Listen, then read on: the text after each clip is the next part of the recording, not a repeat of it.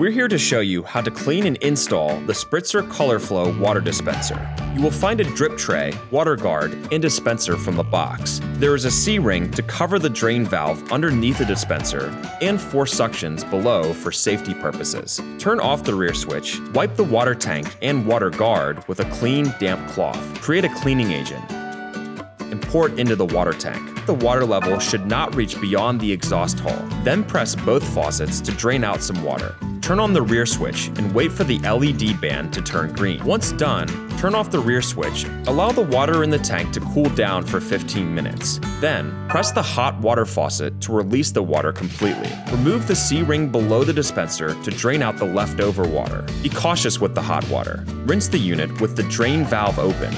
Then, close the drain valve and ensure the C-ring is intact tightly. Install the water guard and keep the unit standing upright. Don't forget to repeat the cleaning process every 4 to 6 months for proper maintenance.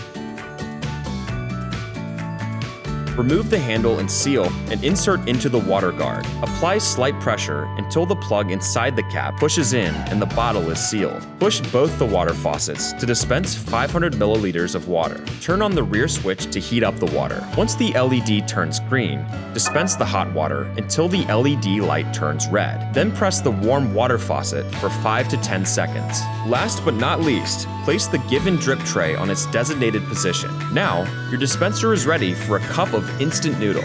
Don't forget to register for e-warranty. Simply scan the QR code at the back of the dispenser for registration. Should you require any further assistance, please contact our customer care or visit www.spritzer.com.my.